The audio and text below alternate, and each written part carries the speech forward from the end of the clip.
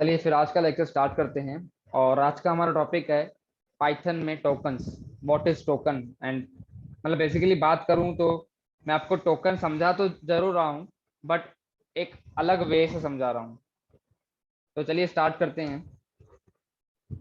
कल मैंने आपको सम करना, एस्केप कैरेक्टर्स ये सब सिखाया था, मल्टीप्लिकेशन करना, सब्ट्रैक्शन करना ये सब सिखाया था। अब मैंने वो कैसे सिखाया था, मैं वो एक छोटा सा रिपीटेशन वापस कर लेता हूँ। मैं आइडियली ओपन करता हूँ एंड यहाँ पे आप देख सकते हैं मैंने कंट्रोल एन करके, एक मिनट ये लोड नहीं हुआ अब तक।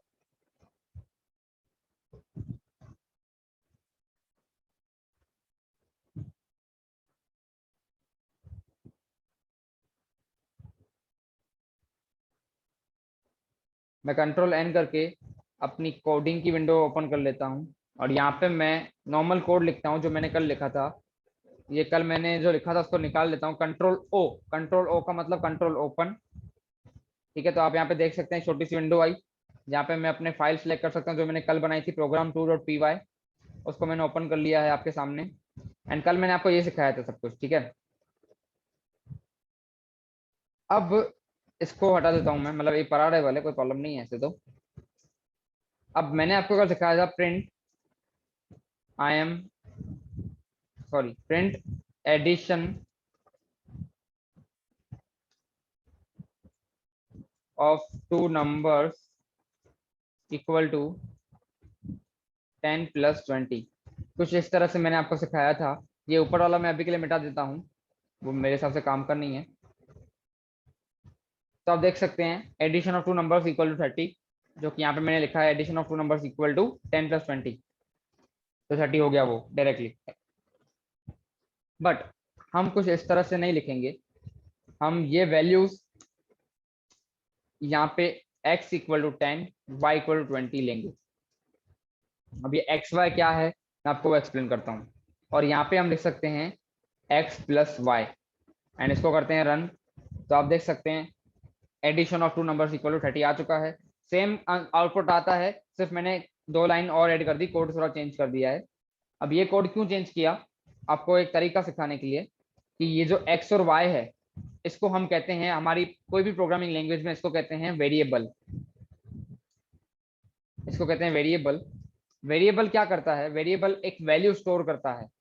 ये वैल्यू है हमारी, जो 10 है वो वैल्यू है, जो 20 है वो वैल्यू है।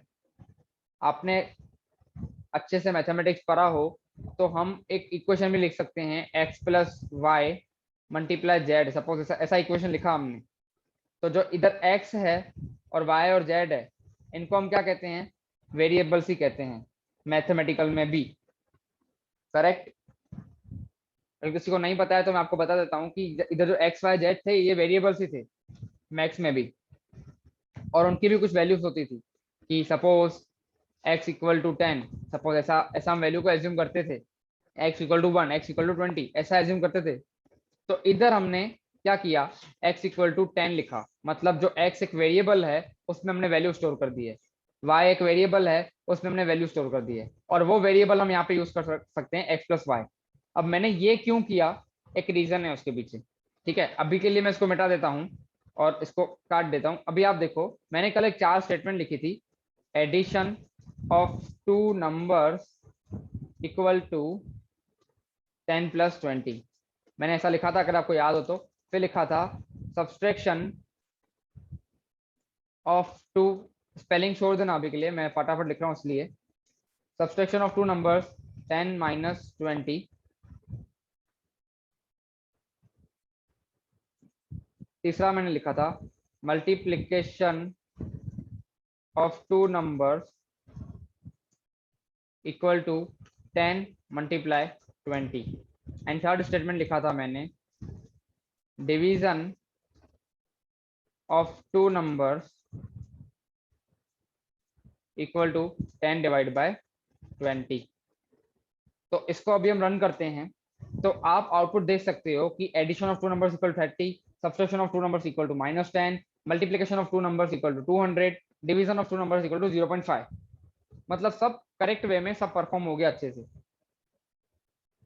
बट अब सपोज करो मुझे ये वैल्यूज चेंज करनी है, बार बार मुझे वैल्यूज चेंज करनी है सबके साथ में, तो मुझे क्या करना पड़ेगा, बार बार मुझे यहाँ पे जाना पड़ेगा 100, सॉरी 100, 100, 100, 100। अब रन करूंगा उसको, तो आप देख सकते हैं उसके हिसाब से आउटपुट आया 120, 80, 2005। तो हमको क्या सब में वैल्यू चेंज करनी पड़ी, आप देख सकते हैं यहाँ पे। बट अगर सपोज करो हमने यहाँ पे वेरिएबल ऑलरेडी बना दिया होता, x equal to 10, y equal to 20, और हमने यहाँ पे x और y यूज किया होता, x और y यूज किया होता, x y, x y, y ये x, हमने अगर ऐसे यूज किया होता और रन करता, तो आउटपुट भी देखो सेम ही आ रहा है, 30 माइनस 10, 200, 5, 0.5। अब मुझे सब में चेंज करने की जरूरत नहीं पड़ेगी, सिर्फ मैं इधर 100 लिखूंगा, मतलब मेरा काम हो गया, और मेरा काम बहुत आसान हो गया। आप देख सकते हो सीधा सब में चेंज आ गया। तो वेरिएबल एक ऐसी चीज है जिसमें हम वैल्यू स्टोर कर सकते हैं।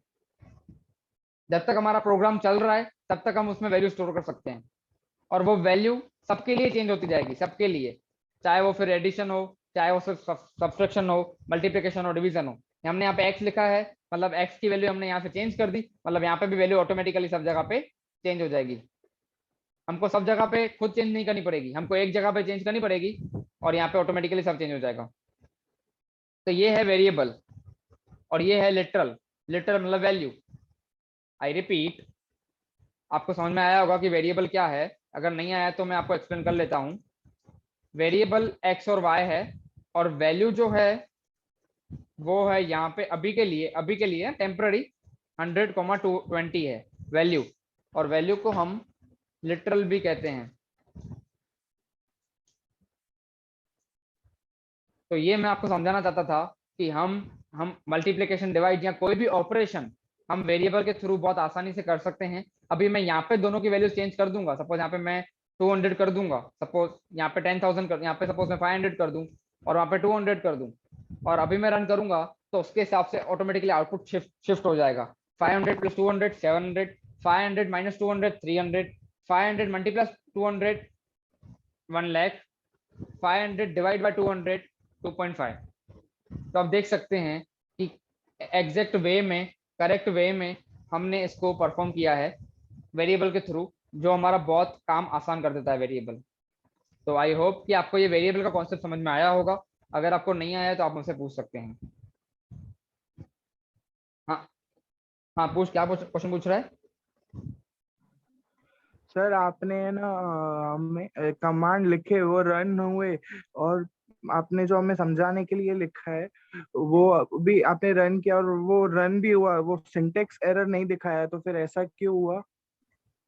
द क्वेश्चन इज, मैं रिपीट करता हूँ, आपका क्वेश्चन ये है कि जो मैंने यहाँ पे ये सिंगल 3 बार कोट्स लिखी है मैंने यहाँ पे, और यहाँ पे भी 3 बार कोट्स लिखी है, इसके बीच में मैंने जो भी लिखा है वो रन नहीं हो रहा और सिंटेक्स एरर नहीं दे रहा है। आप देख सकते हो मैं F5 रन कर रहा हूँ, प्रेस कर रहा हूँ, तो ये कोई सिंटेक्स एरर नहीं दे रहा। इसके पीछे एक रीजन है।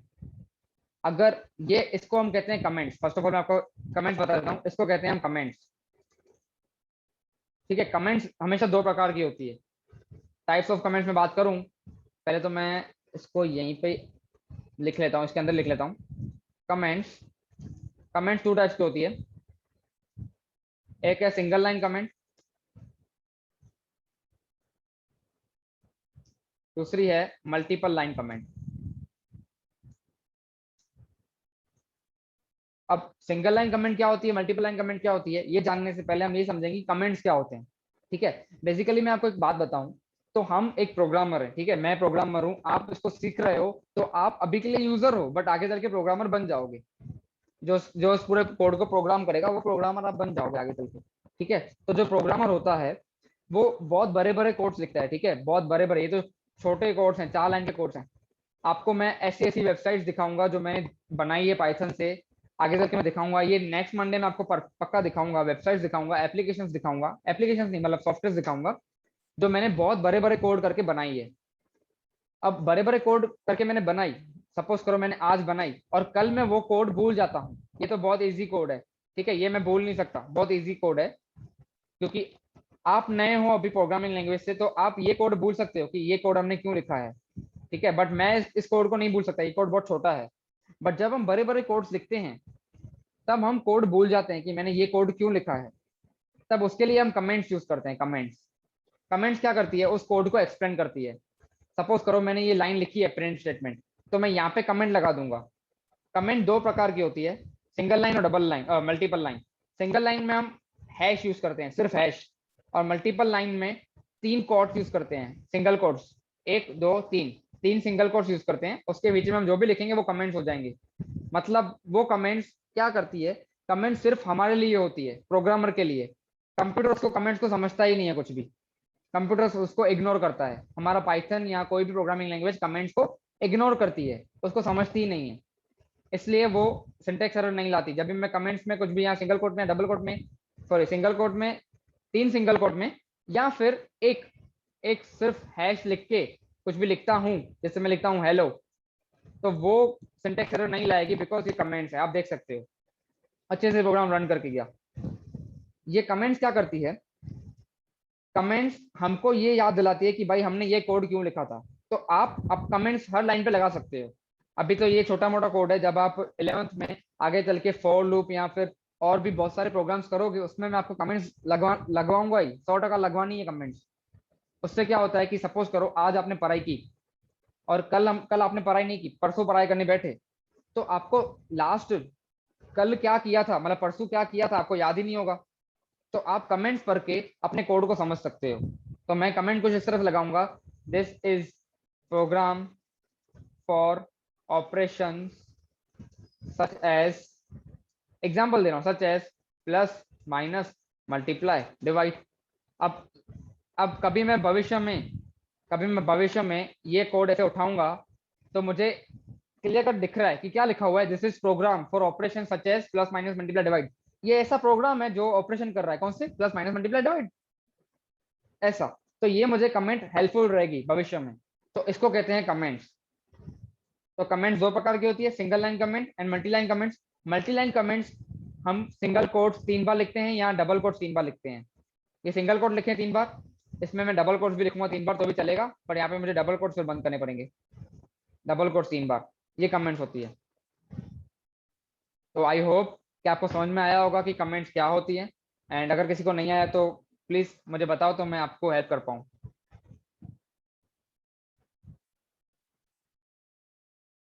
तो अब मेरा नेक्स्ट टॉपिक है टोकन। अब मैं आपको टोकन पढ़ाने वाला था, पर टोकन के पहले मैंने आपको पढ़ाया वेरिएबल एंड कमेंट्स। अब व्हाट इज टोकन वो हम पढ़ते हैं पहले, ठीक है। ये मैं पूरा मिटा देता हूँ, कंट्रोल ए, डिलीट कर दिया मैंने पूरा। अब मैं कमेंट्स में लिखता हूँ, देखो सिंगल डबल कोट चालू की मैंने 3 बार, यहाँ पे लिखता हूँ टोकन्स। तो what is tokens, tokens are the smallest parts of program, is known as the smallest part of program known as tokens, ठीक है। सॉरी। अब टोकन्स किसको कहते हैं, मैं आपको एक एग्जांपल देता हूँ। जैसे हमने यहाँ पे एक कोड लिखा था,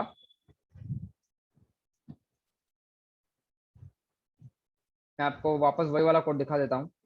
हमने यहाँ पे एक कोड लिखा है, तो आप देख सकते हैं ये वेरिएबल है, ये इक्वल टू एक ऑपरेटर है, ये लिटरल है 500, ठीक है। मतलब जो हमने प्रोग्राम लिखा है वो छोटी छोटी चीजों से लिखा हुआ है हमने प्रोग्राम, छोटी छोटी चीजों से, मतलब हमने वेरिएबल भी यूज किया है, फिर हमने इक्वल टू भी यूज किया। इक्वल टू क्या होता है, ऑपरेटर होता है, ऑपरेटर, जैसे प्लस माइनस मल्टीप्लाई डिवाइड होते हैं ना, वैसे इक्वल टू भी ऑपरेटर होता है। और 500 क्या है, वैल्यू है, लिटरल है। तो हमने एक लाइन में ही 3 चीजों का यूज किया है। कौन सी 3 चीजें, वेरिएबल, ऑपरेटर एंड लिटरल्स। तो ऐसे ही जो पूरा प्रोग्राम होता है ना, वो छोटे छोटे पार्ट से बनता है। तो छोटे छोटे पार्ट्स कौन से हो सकते हैं इधर, वेरिएबल्स, ऑपरेटर, लिटरल्स, कीवर्ड्स, बहुत सारे हो सकते हैं, ठीक है। तो टोकन्स का बेसिकली यही मतलब है, टोकन्स का बेसिकली यही मतलब है, tokens are the smallest part of the program. मतलब छोटे छोटे पार्ट्स होते हैं ना प्रोग्राम्स के, उसको हम टोकन्स कहते हैं। मैं आपको टाइप्स बताता हूँ टोकन्स के। टाइप्स है, पहला टाइप्स है वेरिएबल, वेरिएबल टोकन का एक टाइप है। वेरिएबल एक छोटी सी चीज है, उसको यूज करके हम उसमें वैल्यू असाइन कर सकते हैं। वैल्यू असाइन करने के लिए हम ऑपरेटर यूज करेंगे और वैल्यू यूज करेंगे।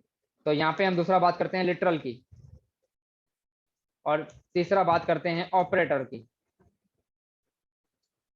चौथी बात करते हैं कीवर्ड्स की, पांचवी बात करते हैं फंक्शंस की। मतलब छोटे छोटे भाग से एक पूरा प्रोग्राम बनता है।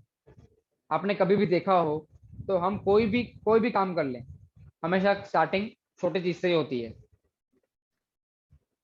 सपोज करो हमने मोबाइल बनाया, तो मोबाइल कैसे बनेगा? उसमें चिप चाहिए, चिप के लिए स्लॉट चाहिए, तो छोटी छोटी चीजों से एक मोबाइल बनेगा जाके। ठीक है, तो ऐसे ही हमारा प्रोग्राम भी छोटी छोटी चीजों से ही बनेगा। जैसे variables, literals, operators, keywords, functions, ये सब आपके सामने मैं अभी बोल तो रहा हूँ, बट इसको बाद में एक्सप्लेन करूंगा। जैसे कमेंट्स, कमेंट्स भी एक छोटी सी चीज है। फिर punctuators, comments, punctuators, variables, literals, keyword, okay, identifier,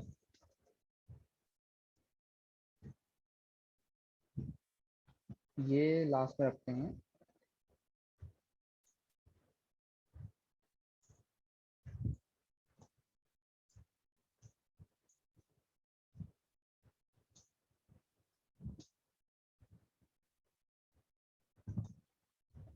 ठीक है, तो अब मैं आपको इसको एक्सप्लेन करता हूँ।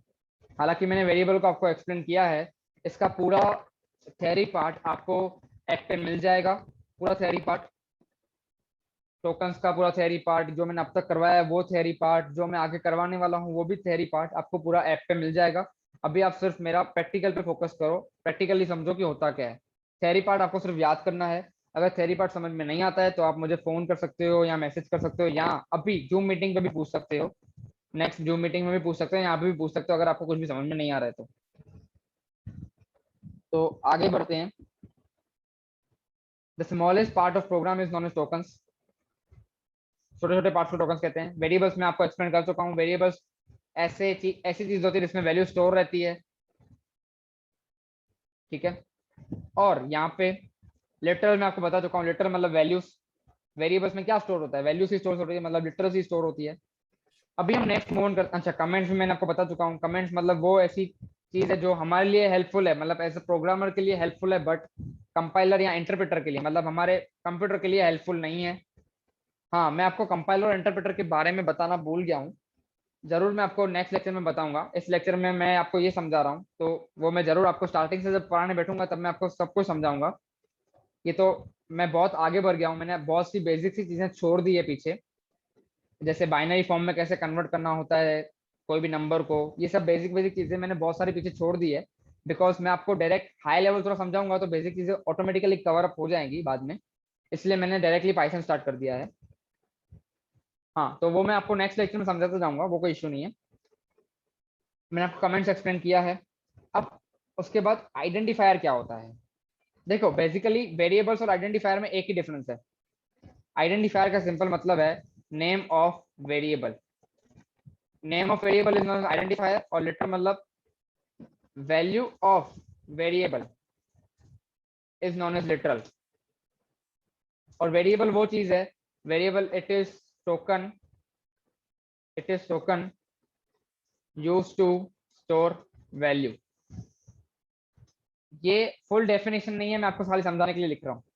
ठीक है, तो मतलब आइडेंटिफायर क्या कहते हैं? Identifier name of variable, variable का जो भी नाम है, एक्स है, वाई है, पी है, क्यू है, जेड है, कुछ भी नाम है वो वेरिएबल होता है और वो आइडेंटिफायर होता है। वेरिएबल का नाम is known as identifier.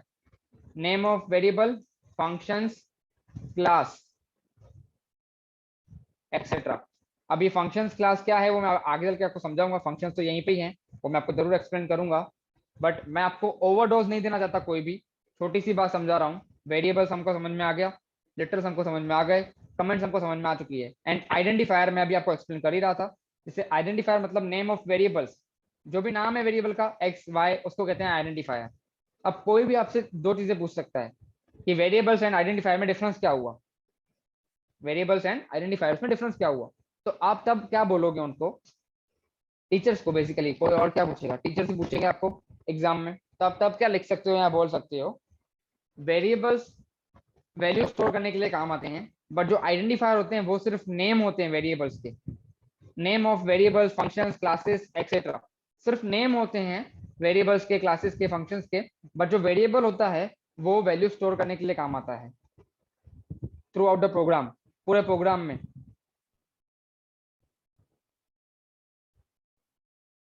I hope कि आपको ये समझ में आया होगा आइडेंटिफायर क्या होता है, और बेसिकली आपको ये चारों चीजें समझ में आई होगी कि variable, literal, comments and identifiers क्या होते हैं। अगर आपको अभी भी समझ में नहीं आया है तो आप मुझसे पूछ सकते हो, मैं आपको वापस एक्सप्लेन कर दूंगा।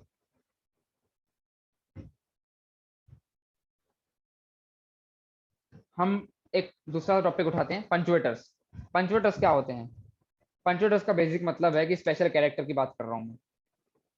देखो, ये कॉलन हुआ, कॉमा हुआ, सेमी कॉलन हुआ, ठीक है, कर्ली ब्रैकेट्स हुए, डिवाइड हुआ, ये डिवाइड हुआ, मतलब ये सब कुछ जो आपको दिख रहे हैं ये स्पेशल कैरेक्टर्स इतने से जो हैं, इसको हम पंचुएटर्स कहते हैं। ये पंचुएटर्स प्रोग्रामिंग लैंग्वेज के लिए हेल्पफुल हैं, ठीक है। अब कैसे हेल्पफुल है मैं आपको बताता हूँ। देखो, आपने मैंने आपको अभी तक इतना करवाया नहीं है। देखो यहाँ पे हमने कॉमा यूज किया है, ठीक है, कॉमा एक पंचुएटर है ये, मैं आप देख सकते हैं मैंने मेंशन भी किया है कॉमा को। तो ये जो सारे मैंने अभी मेंशन किए हैं और भी हैं, ये तो सिर्फ नॉर्मल है, और भी ये भी हैं, ये है, या फिर ये है, ये भी सारे पंचुएटर्स हैं। ये पंचुएटर्स हमारे प्रोग्रामिंग लैंग्वेज के लिए, कोई भी प्रोग्रामिंग लैंग्वेज हो, चाहे वो पाइथन, जावा, पीएचपी, डॉट नेट, कोई भी प्रोग्रामिंग लैंग्वेज के लिए मीनिंगफुल होते हैं। अब मीनिंगफुल कैसे होते हैं? अभी आप देख सकते हो कि यहाँ पे मैंने कॉमा लगाया है तो वो समझ पा रहा है कि मुझे इसको सेपरेट करना है, ठीक है, तो ये कॉमा क्या है? पंचुएटर है। ऐसा आगे चल के हम सेमी कॉलन भी यूज करेंगे, ये कर्ली ब्रैकेट्स भी यूज करेंगे, इसको कहते हैं कर्ली ब्रैकेट्स। मैं आपको बता देता हूँ कि किसको क्या क्या कहते हैं, ठीक है, तो आप नोट डाउन कर लेना अपने पास। इसको हम कहते हैं सेमी कॉलन, और उस आप जानते हो कॉमा को तो हम कॉमा ही कहते हैं, मतलब वो तो कोई बड़ी बात नहीं है, बताना ऐसा नहीं है, बट ठीक है, ये कॉमा है, इसको हम कहते हैं कॉमा, और इसको हम कहते हैं कॉलन। और इन दोनों को साथ में हम बात करूं तो इन दोनों को साथ में मैं बोलता हूं कर्ली ब्रेसेस या ब्रैकेट्स, जो भी आप बोलो। ये मैंने आपको पहले ही बता दिया है, ये क्या है? Forward slash. ये क्या है? Backward slash. इसको हम कहते हैं पैरेंथेसिस, ये ऑलरेडी मैंने आपको बता दिया है। आप देख सकते हो पैरेंथेसिस भी यूज हुए हैं यहाँ पे, ये देखो, ये रहा पैरेंथेसिस, एक चालू हुआ, ये फिनिश हुआ, यहाँ पे ये भी पैरेंथेसिस यूज हुआ है, ठीक है। और ये है स्क्वायर ब्रैकेट्स, स्क्वायर ब्रैकेट्स। आप पैरेंथेसिस को सर्कल ब्रैकेट्स भी कह सकते हैं। आई होप कि आपको पंचुएटर्स क्या होते हैं समझ में आया होगा। थ्योरी वाइज नहीं, जस्ट प्रैक्टिकल वाइज मैंने अभी आपको समझाया है। थ्योरी में आपको प्रोवाइड कर दूंगा, आप वहां से थ्योरी पढ़ सकते हैं। एंड अगर आपको थ्योरी में कुछ भी डाउट है तो हम उसका भी लेक्चर रखेंगे, उसको भी एक्सप्लेन करेंगे। तो आज का लेक्चर यहीं पे एंड होता है। एंड अगर किसी को भी कुछ भी डाउट है तो वो मुझसे पूछ सकता है नेक्स्ट लेक्चर में, और अभी जो प्रेजेंट है वो भी मुझसे पूछ सकते हैं। Have a nice day, bye bye.